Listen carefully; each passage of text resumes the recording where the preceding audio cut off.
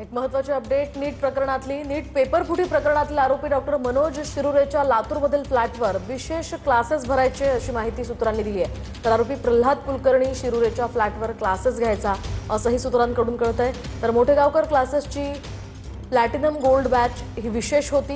Platinum gold बॅचसाठी विद्यार्थ्यांकडून भरमसाठ शुल्क आकारलं जायचं अशी ही माहिती सूत्रांनी दिली आहे। मोठेगावकर आणि कुलकर्णी आणि शिरुरेचं हे कनेक्शन सध्या समोर आलेलं आहे। त्या संदर्भात आता सीबीआय कडून तपास सुरू आहे।